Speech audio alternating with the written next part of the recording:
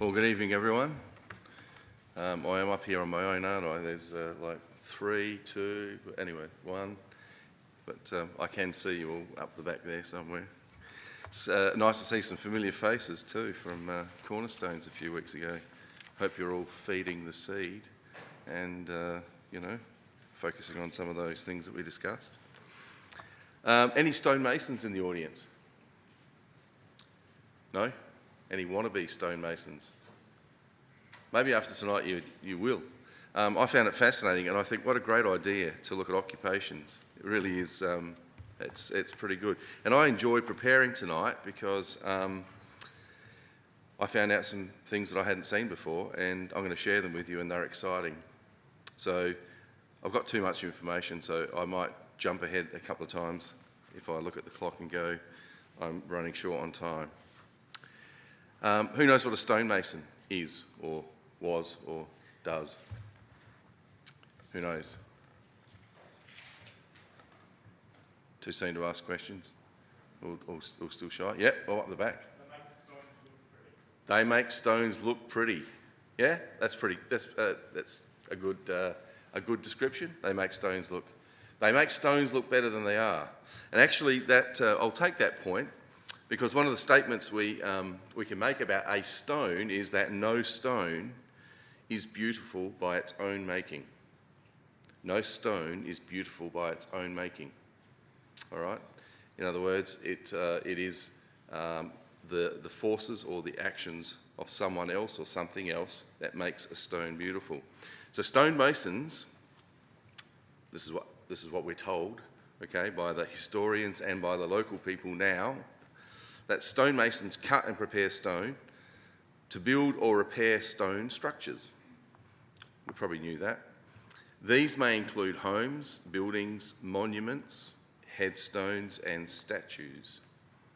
Stonemasons may also use a range of other materials, such as granite and quartz. I have to put my glasses on because I've written some stuff in fine print here, so let me look at it. Stonemasonry or stonecraft is the creation of buildings, structures and sculptures using stone as the primary material.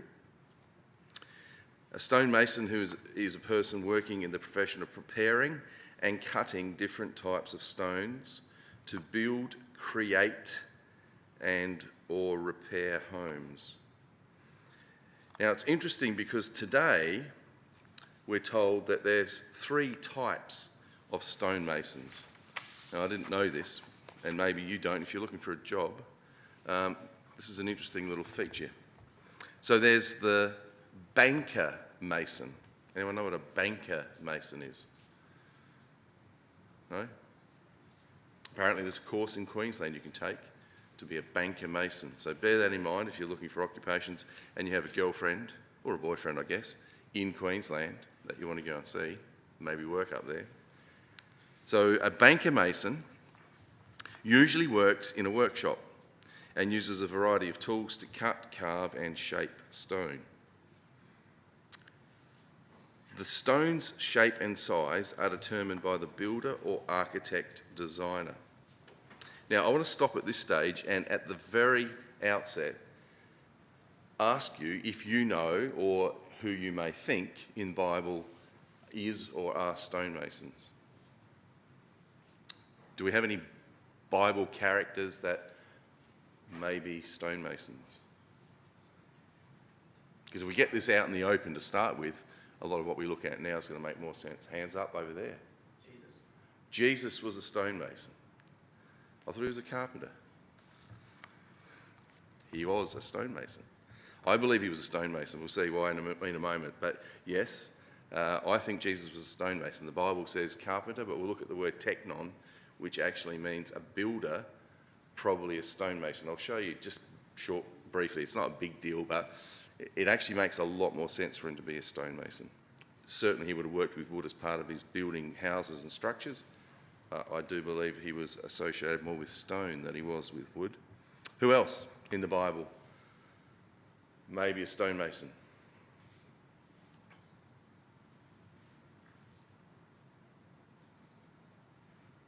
You're thinking fancy names, Hiram or someone What about God? What about God himself? In fact, in our reading we just read tonight, God says, "Behold, I lay in Zion a chief cornerstone," etc., etc. So what we're going to see is that the greatest stonemason in the Bible is God himself. And the other thing we're going to see is that this room is full of little stones. That's the exciting bit. So when I looked at this, I went, wow. And it's amazing how this all comes together in the original language, which we miss in English. So a little bit of a language class tonight, but I think you'll get the drift even if you don't follow all the fine detail, all right? So the banker mason, let's go back to our message here.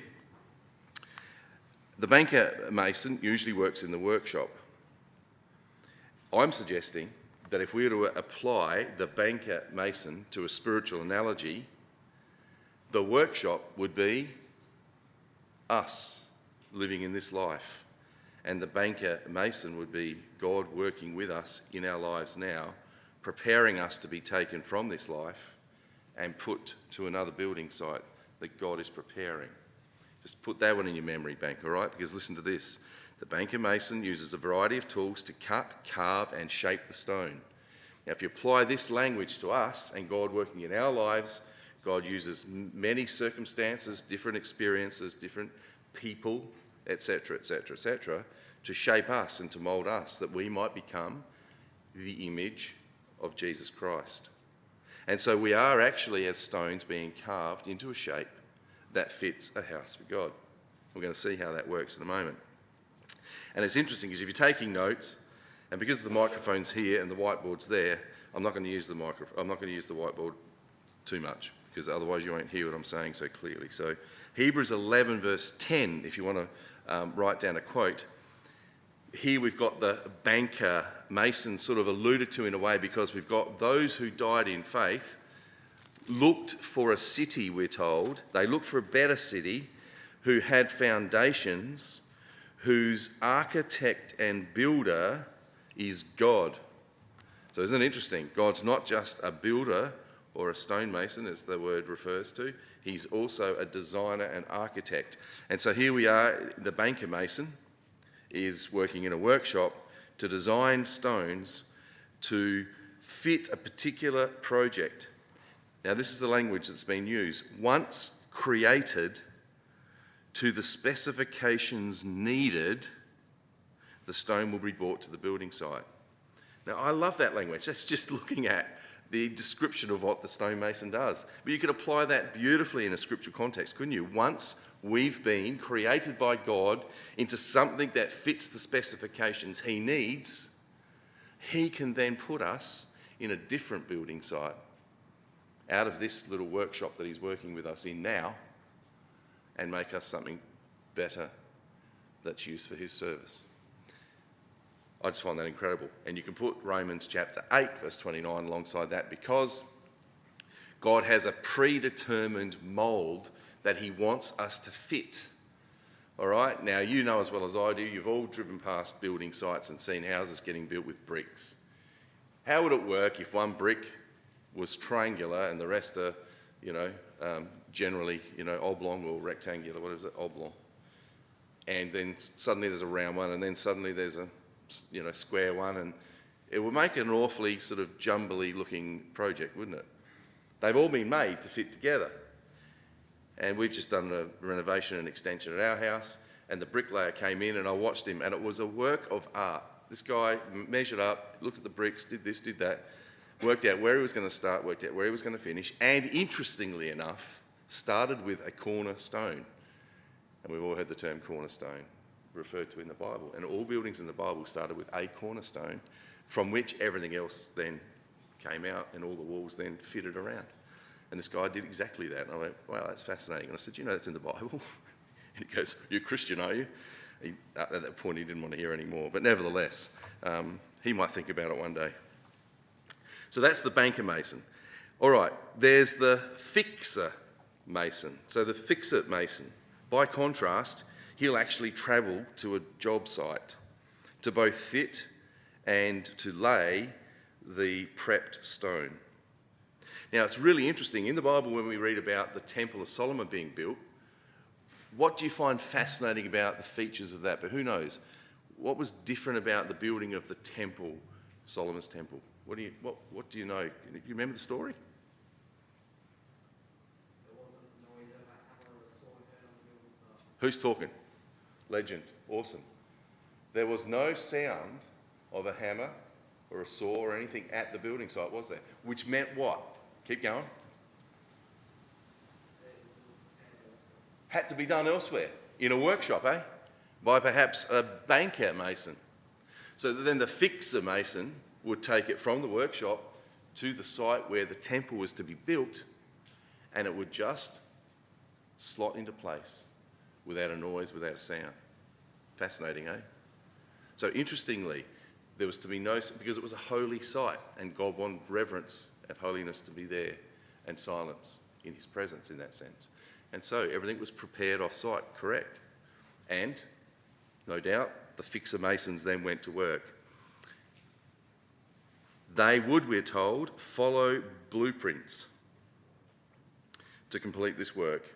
It was a highly skilled and often dangerous work, as they needed to be experts in fixing heavy stones onto a building or creating specialist fixtures that could be tricky, heavy and complex. That sounds awfully like me. Tricky, heavy and complex. Why are you laughing? The heavy bit, right? That's what you laughed at. Okay. Fat people have feelings as well. No, true. Okay, which is interesting, because in the analogy of what we're reading here is that the fixer mason would take the stone and have to maybe at times jiggle it into place, because it might be a complex situation or whatever else. And think about us as stones and God working with us. Sometimes we do make ourselves heavy and hard to move. Sometimes we are more complicated. Sometimes we are a little tricky, and we have to be worked on to fit into God's building. So I find all this stuff that comes out of it just amazing when we apply it in a scriptural context. Now, the third of the masons, what was the first one? Banker mason. What was the second one? Fixer mason. The third one was the memorial mason. Are there memorial masons in the Bible? Have a little think.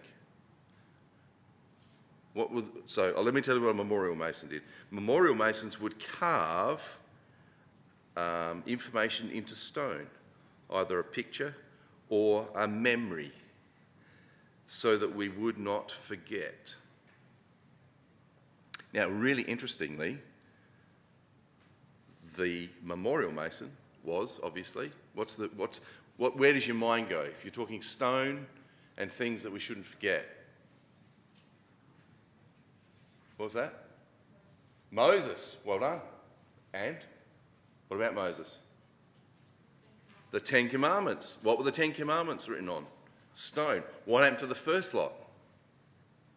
The first lot got smashed in a fit of, in a sense, righteous anger, wasn't it? But nevertheless, it wasn't the thing to do, Moses. And sadly, he broke them. Do you know what God then says to Moses to do? What does God tell Moses to do after he's broken the first set? Who knows? What you're saying? Make some more. Be a bit more descriptive. Before he had to write them out, what did he have to do? You don't know. He had to go and cut the actual slabs. Moses was a stonemason. Moses went out and and God says, hew thee 2 tablets of stone. Because I am, and then who wrote on the stone? Who wrote on the stone? Who did it? With a hammer and chisel or something different, but nevertheless it created that image. Who wrote on the stones? No. Yes. God actually was the memorial mason. So Moses and God worked together in this respect. And so here we have the 2 tablets of stone, 5 and 5, the 10 Commandments. And it's recorded in Deuteronomy. If you want to write the quote down, it's in Deuteronomy chapter 10, verses 1 to 4, that Moses and God worked together. And in fact, if you look at the book of Deuteronomy, do you know one of the key words in the book of Deuteronomy, apart from the word, which occurs in the book of Deuteronomy a number of times?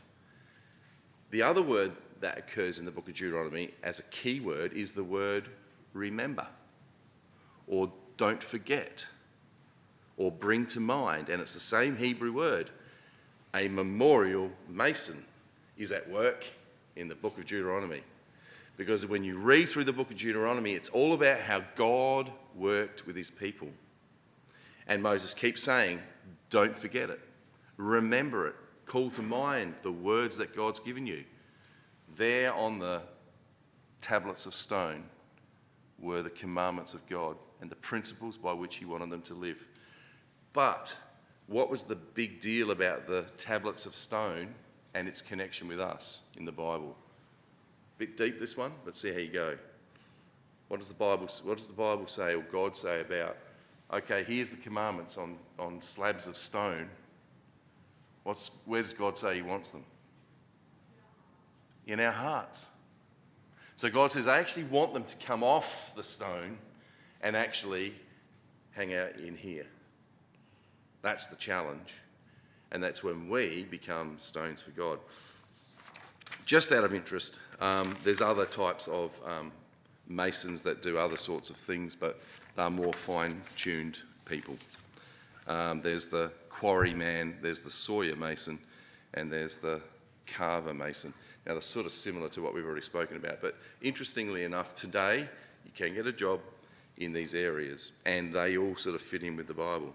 Now, what about Jesus being a stonemason? Well, it's interesting because in Matthew chapter 13, verse 55, and in Mark chapter 6, verse 3, we're introduced to Joseph, who we know was the husband of Mary, and in that sense played the natural father role of Jesus. And we're told that Jesus obviously worked with Joseph, and in the Bible, the word teknon, the Greek word teknon, is being translated in our Bibles as carpenter. In actual fact, that word teknon is where we get our English word. What sounds like it? Someone say technician, technical, etc. Okay? That's where we get our English word technician or technical from. So a teknon was a builder or craftsman, and it had more to do with actual stone in this respect. Now, what I want to share with you is a little interesting archaeological find that ties in with Jesus perhaps being a stonemason more than he was a carpenter as such. It's actually a great question. Was Jesus of Nazareth and Joseph a carpenter or stonemason? Given the first century context and what we know about life in Lower Galilee region, where did Jesus live? What town? Nazareth. Correct, he lived in Nazareth. Where are we? So what we know about the time of, or the area as far as Jesus was concerned, most likely, and later Jesus, worked with Joseph more with cutting and shaping stone than he did with wood. And recently, there's been an archaeological find in a little area that is just 3.5 kilometres from Nazareth. In fact, I've been there and not realised where I was. So it's all the more interesting because I've actually seen this place and not realised its import. The Gospel records cited above, that's the two quotes, one in Mark and one in Matthew, use the Greek word teknon to describe the occupation of Joseph.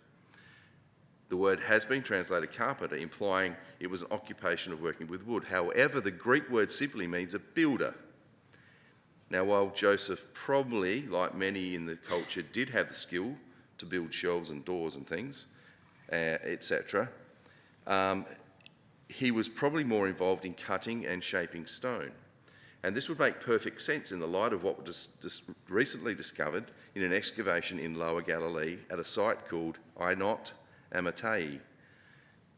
What was uncovered appears to be a stone factory of some kind that dates back to Jesus' time. It was located halfway between Joseph's town, or Jesus' town of Nazareth, and Cana. What happened to Cana? What happened to Cana? There was a wedding, yeah? What happened at the wedding? What was used at the wedding to perform the miracle? Remember those big water pot jars? I actually meant to bring a bag. I've got a bag of broken jars and handles and things that I've collected from Israel. I'm not sure if I meant to have them or I should give them back, and I'm not sure. But anyway, they're interesting to look at because there's thousands of them lying around the ground. I think you're allowed to collect them. But they were, and I've got them from this area. And in fact, of course, in Cana at the wedding, they ran out of wine. And so there were these big water jars. Now, the water jars were almost as tall as me. That's what we do know. They were big, big jars. Or maybe not that tall, maybe half the size of me. You had to be able to carry them. But you poured water out. Now, they would undoubtedly have been made at this site that we're talking of that's just been dug up. Anyway, there's no doubt that Joseph would have known about this site and undoubtedly would have been there to collect stone to work with in building houses and so on. Now, interestingly enough, I think it's appropriate that Jesus would be a stonemason because of the spiritual type that we're going to see unfolds as a result of the spiritual aspects of this stonemasonry and stones. Now, if anyone, for the sake of time, wants to see the equipment and materials that stonemasons used to use, you can. And it's actually really interesting because I was reading this article and there's all these little pictures of things that I've seen. That in Nazareth itself, today, you can go to a little village that they've set up. Has anyone been to Israel in the room? Anyone? Hands up. Did you go to the village at Nazareth? You remember that? Yeah, it's pretty cool, isn't it? So if you go, in this article's got photos of it. So you go in there and it's all set up. You've got remember the bakery, you've got the other bits, but you've also got the carpenter shop, and then you've got the stonemason shop in there where there was pottery, and then you've got the potter's place. So they've tried to set up this little village as it was in Jesus' time. It's very expensive to get into, and I think it's more about getting money than it is helping us, but nevertheless, it was interesting. And it's only literally a walking distance from this mine or the quarry that we're talking about. Now, I'm going to jump ahead a little bit. And what I'm going to now do is focus on stones and how God would work with stones. So I'm going to go to a story in the Bible that you might know well. It's 2 Samuel chapter 7. What's in 2 Samuel chapter 7? What is it? Before you go there, what is it? Okay. Promises to David, right? The promises to David. So let's go to 2 Samuel chapter 7. Now, what's one of the great features of the promises to David? What's one of the features of the promise?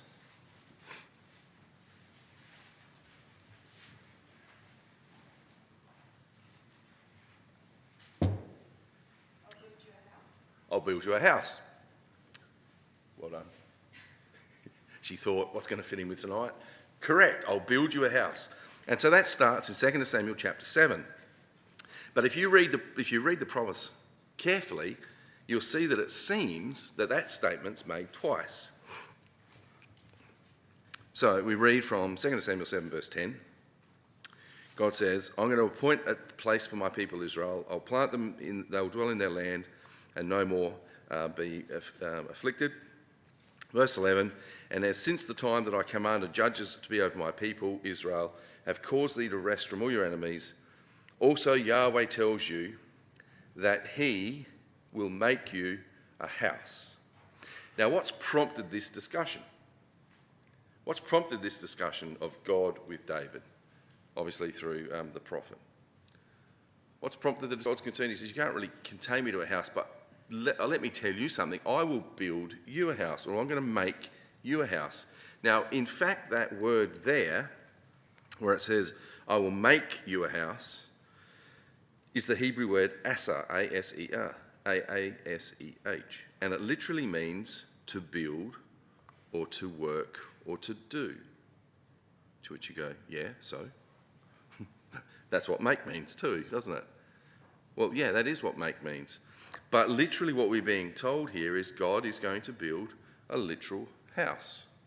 And yet often what we do when we read 2 Samuel chapter 7, we say, well, actually, there's a spiritual house and there's a literal house, right? So there's a house of people and there's a literal house. And so we talk about the Ezekiel's temple, the house in Jerusalem that God's going to build. There's a literal building going to be built. People can see it. People can hang out there and worship will occur. But then there's this other house of people that God's building. How do we know that? Are we just making that up, or is it in the Bible there? Does it say that somewhere? Well, let's go down a few verses. I don't know if you've seen that. We go through verse 12. When your days are fulfilled and you shall sleep with your fathers, in other words, David, when you're dead and buried, I'm going to set up your seed after you. We know this is Jesus, who will be related to you, and I will establish his kingdom. Verse 13. He shall build a house for my name. You go, well, that seems to be a similar statement. But actually the word build is a different word to the word make. And the Hebrew word for build is benar.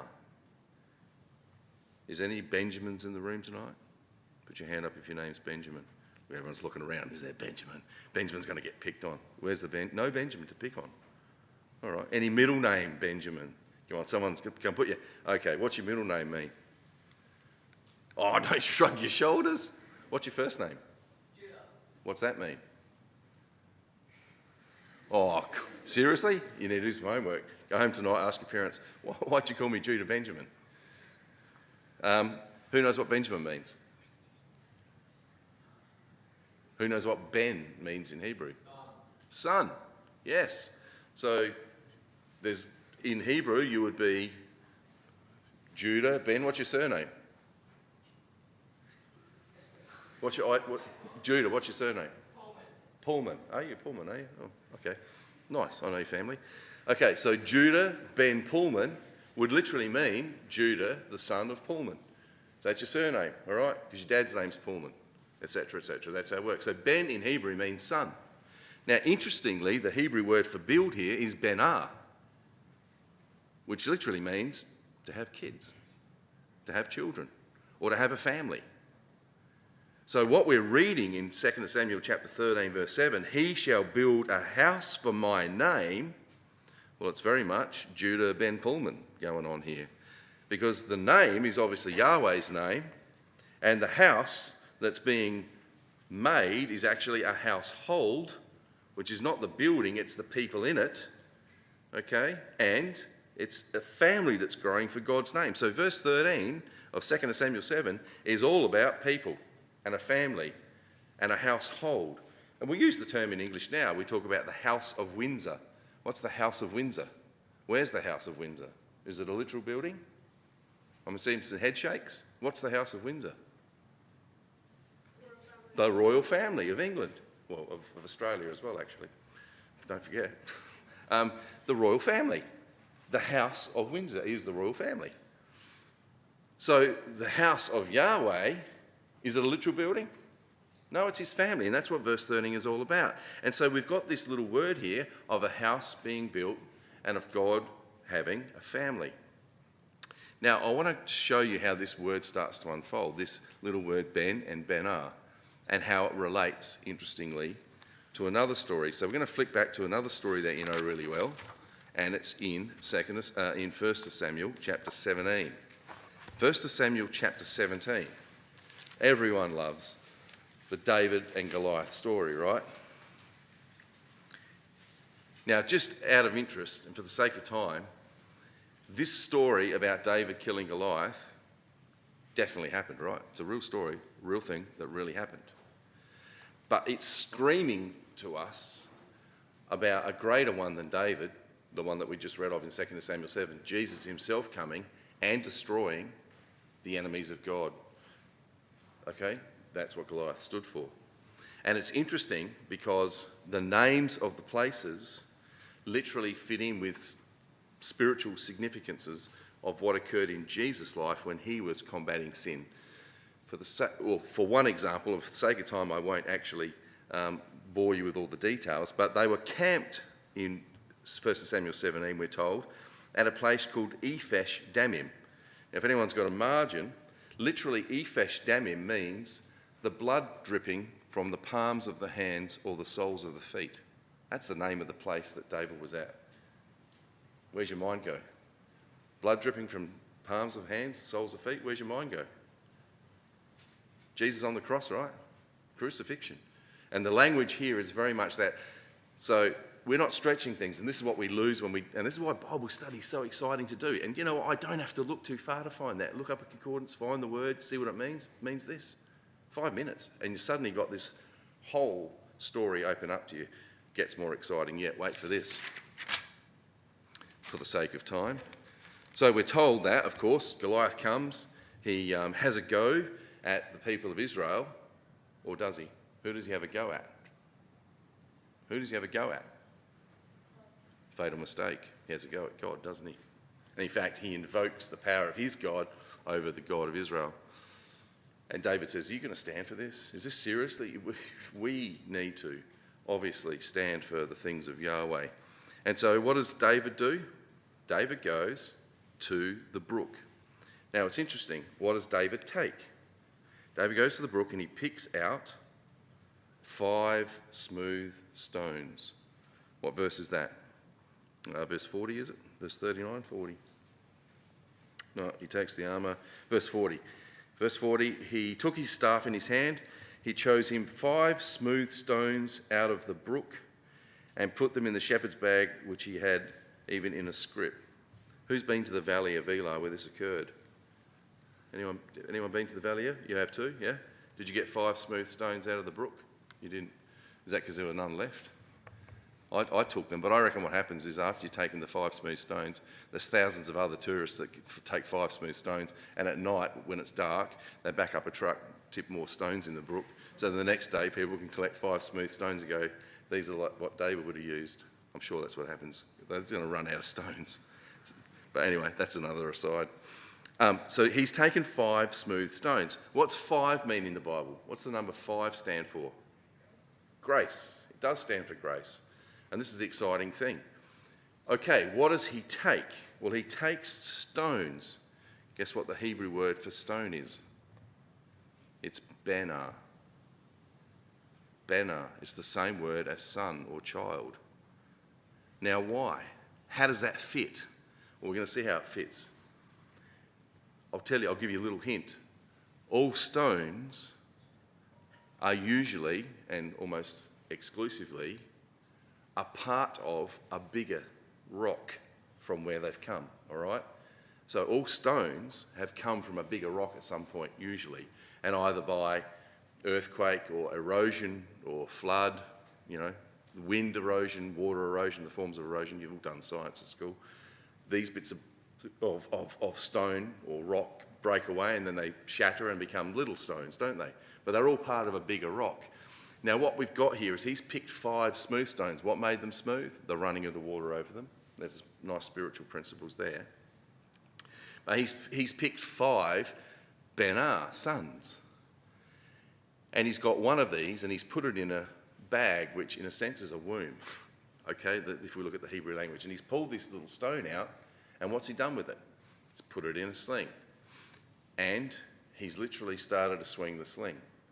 And you know the word for slinging the sling is the idea of carving. Are you already getting some echoes? Somewhere else in the Bible where a stone was being carved? Yeah? Interesting, because then what happened is the stone goes and hits Goliath on the head. And so what we have is the Son of God destroying sin in Goliath. Now, just in case you think I'm stretching it, do you know what the word for brook or stream is that he took the stones from? And this is where he just goes, you go, seriously? Are you making this up or is this for real? The word for brook is the Hebrew word nakala. And, you know, I don't expect you to know what the Hebrew word nakala is, but it's the word heritage or bloodline. So there's a psalm that says, children are a heritage of Yahweh. Everyone heard that quote? Children are a heritage of Yahweh. That is benar nakala Yahweh.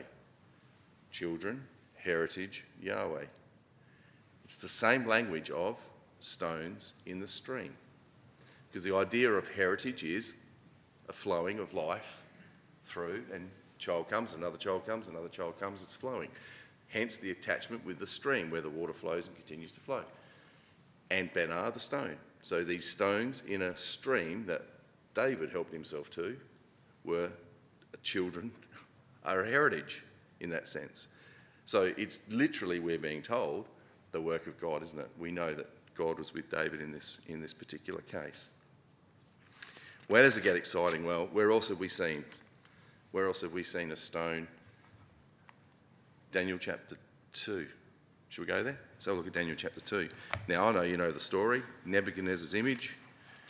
Daniel chapter 2 is all about the image. Now, we could put Goliath and Nebuchadnezzar's image side by side and put next to that kingdom of men.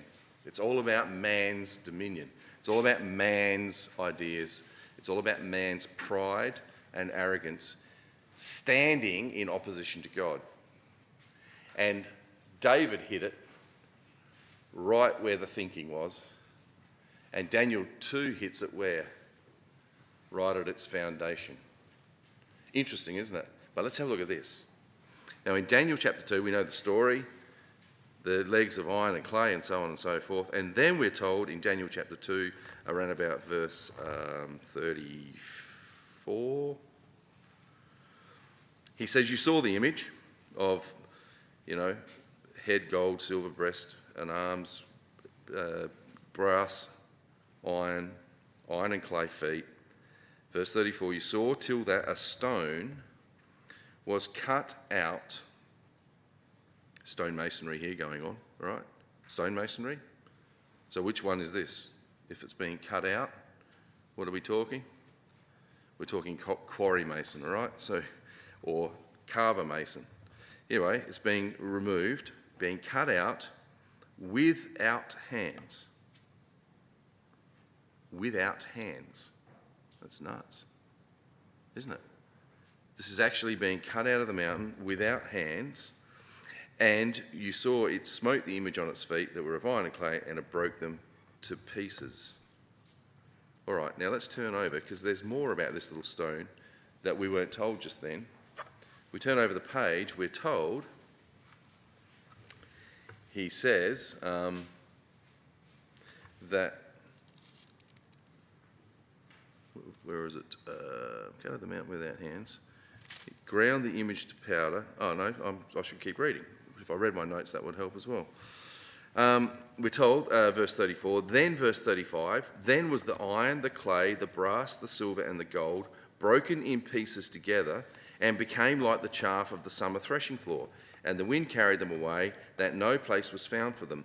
And the stone that smote the image became a great mountain and filled the whole earth. Okay, so let's just get the story about the stone going here. First thing is, the word stone is our Hebrew word eben. Okay, someone might say, well, Daniel was written in a slightly different language to Hebrew. Yes, but similar enough for the word to be the Hebrew word eben. So it's our word son. The word stone is son. So we've got a son cut out of a mountain without hands. Come on, explain that to me. What's that when it related to Jesus? That's the miraculous conception of Jesus. The Spirit of God hovered over the womb of Mary and conceived in her womb, without her having a husband, a son, a seed that would come. Who was his father? God was his father. Now, put your hand up if you've heard of the name of God. Put your hand up if you know the name of God, right? It's Yahweh, right? Everyone's heard that, right? Have you heard of what the titles of God are? Yeah? Nod if you have. No? Some have, some haven't. So God has one name, that's Yahweh, but he has many titles, which are things like El, Eloah, Elohim, and you've heard of those, Shaddai. There's one also that's called Zur, T-Z-U-R. If you read in the Psalms a lot of times, Yahweh my rock. Rock is a title of God. Now, to use the royal family as an example again, the royal family, the king, well, king has one name, it's Charles. In fact, it's Charles Mountbatten, I think. That's his real name. But he has titles, and his titles are what? What's his titles? Well, first one's the king. Then there's like your majesty, your royal highness, his royal highness, your honour, all these other titles that he has, depending on the occasion and how he wants to be seen. Well, it's very much like that with God. God has one name, but many titles, depending on the occasion or how he wants to be seen. One of the titles we just said is Yahweh our rock, T-Z-U-R, pronounced Sir. Now, just for the record, guess what the Hebrew word for mountain is in Daniel chapter 2? Did someone say Zer? Yeah, it's exactly what it is. It's Zer. And so what we have is a Benar, a son, cut out of Zer, the rock, a title of God himself, without hands, divine intervention, miraculous, the Spirit of God involved. And that little stone which comes from God comes down, it smites the image. What does it do to the image? It grinds it to powder. And then what happens to the stone? What's the record say in verse 35? What happens to that little stone? Just hangs around there? It grows back into a mountain again and fills the whole earth. Now, next to that verse, Daniel 2, verse 35, you could put down 1 Corinthians 15. In verse, I want to say 28, double check that, where it says, and God will be all in all. Everywhere you look, you'll see God. Because everywhere you look, you'll see people that have actually been part, through Jesus Christ's work, of that mountain growing back into God. Because he came from God, came to us, has helped us grow into that family from 2 Samuel 7, and we become those stones that then help build a big mountain that fills the whole earth. God is everywhere, all the time, in all places. Wow. Information overload. Some of you are just going, others of you going, still, all right, I get that. But if you don't get the full argument, you can at least see that there's a lot more to this story than meets the eye, because God is working with us. Now, there's a couple of little interesting statements that are made in the gospel records that if I hadn't shared those word meanings with you, you would it wouldn't make any sense. I don't know if you remember, John the Baptist comes, and all the people are sort of going, you know, we're Abraham's children. We're Abraham's sons, Benar. We're Benar of Abraham. We're sons of Abraham. And John the Baptist goes, well, don't boast that you're blood related to Abraham, because he says God is able of these stones to raise up children to Abraham. To which in English we go, what a weird thing to say. God can magically make stones into people. Well, no, what John the Baptist is doing is playing on the word meaning of stone and children.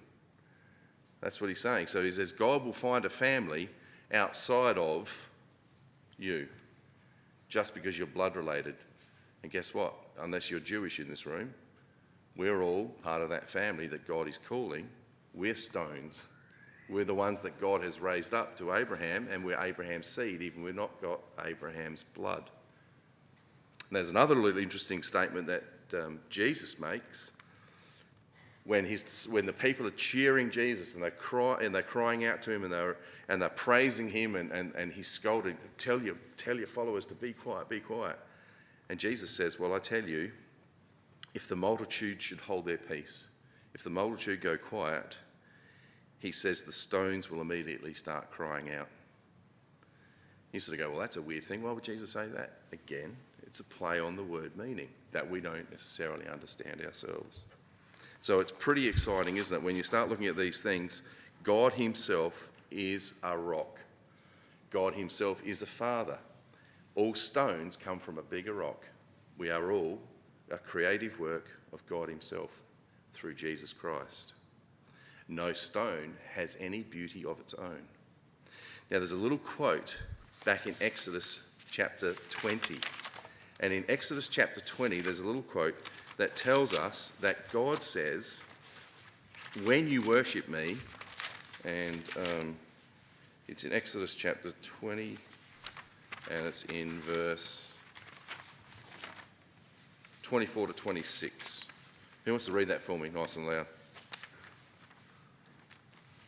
Okay, let's go for it, nice and loud. Exodus 20, verse 24 and 26. In all the earth thou shalt make unto me, and shalt sacrifice thereon thy burnt offerings, and thy peace offerings, thy sheep and thine oxen. In all places where I record my name, I will come unto thee, and I will bless thee. And if thou make me an altar of stone, thou shalt not build it of hewn stone. For if thou lift up thy tool upon it, thou hast polluted it. Neither shalt thou go up by steps unto mine altar, that thy nakedness be not discovered thereon. So what does he say in verse 25? God says, if you're going to make an altar to offer an offering to me, do not get stones that you've turned into special shapes. Why would he say that? Why might he say that? Well, I think there was probably a practical reason, because the minute we pick up a stone, I don't know if you know what I do for a job, but I make body parts, and it's very creative. And there's a thrill when you actually create someone's body part that's missing and give it to them and fit it. That's a creative work, right? And it's actually quite a thrill. And I'll be honest, sometimes I go, wow, that looks really nice. Other times I go, oh, could have been a bit better. But nevertheless, the minute you create something, there is a thrill attached to it. Now, God himself is a creator. There's no doubt he gets a thrill from it. But if they'd come to worship God with a stone that they'd chiseled and hammered and then fitted, suddenly they're making something which, well, for starters, it could have been used as an idol back in those days. But secondly, it's the work of their hands, isn't it? And they're coming to God with the work of their hands and going, here you go, look at this. And God says, no, no, no, no. When you come to worship me and to offer your life upon the altar of service, I want it to be on rocks that I've made. Just pick them up. It's me that's made those rocks. They're just sitting there. They've not been touched by human hands. You make an altar. You offer your gift to me. You see, because what we're doing when we come to God is putting aside our human pride, putting aside our natural abilities in that sense, and we're submitting to the will of God. And in that same way, we are stones. We are benar for God. We are stones, children of God. And God wants to make us into something. And that's why if you're a stone that's trying to create your own beauty, you're not allowing God to work with you. God, the real mason, the real stonemason, who's chipping away to build a temple for his name and for his glory. And so that's the quote, that's the chapter that we read tonight. And for the sake of time, I'll just quickly refer to it, because what we've got in 2 Peter chapter 1, 1 Peter chapter 2, let's try it that way, the 2 and the 1 round the right way. What we've got there is a play on what we've just been speaking about. And again, if we understand the language that's being used, we now understand what Peter's talking about when he says, verse 5, so you, that's all of us here, you also as lively stones. Who's ever seen a lively stone? Check the pulse. No pulse in the stone. It's not alive. Peter says, yeah, it is. We are living stones for God. Okay? And the pulse that we have is obviously God working with us. He says, you as living stones are built up a spiritual house. Where's our mind go? 2 Samuel chapter 7. A house for the name of God. It's all about the family. And we're a holy priesthood. What do priests do? Priests worship in God's temple. And we are called upon to offer spiritual sacrifices acceptable to God by Jesus Christ. Because God has said, verse 6, behold, I lay in Zion a chief cornerstone, elect and precious, and he that believes on him shall not be confounded. Now he's quoting, the Apostle Peter is quoting from the Old Testament in Isaiah chapter 66, where it says that God has done this. Now, this is a marvellous work. It's the Lord's doing. It's the Lord's doing. And so that I want for you to take home tonight, if you get nothing out of what we've spoken about tonight, get this. You are a stone precious to God if you allow him to work in your life and on you to bring about something that is beautiful. And he can do that. And you then become a lively stone as he sets to work chipping off the edges, smoothing off the bumps, covering over the cracks, and creating something that is for his pleasure and for his glory. All right? Now, just tying those thoughts together, I want to go and refer you to a quote back in the Psalms where it says, God says, "Heaven is my throne. The earth is my footstool. Do you want to build a house for me?" So we're in the context of the builder, the stonemason. Here's God. The picture we've got, and this helps, think in pictures. Here's God, heaven up there. He's sitting on that. And his feet are stretching down and resting on the earth. How big is he? He's huge. How big is he? He's awesome. He's huge. He's magnificent. He's incredibly big, is God. And in that context, he said, why would you want to build a house? To contain me. And do you know what the rest of the verse says? He says, this is where I want to dwell, with people who are humble and contrite and tremble at my word. So God, who's sitting on heaven as a throne, resting on his feet on the earth as a footstool, says, you're not going to keep me in a house, but I tell you where I would like to live. In your heart. That's where he wants to live. And when that happens, you become a lively stone, precious and of value to God. So think about it.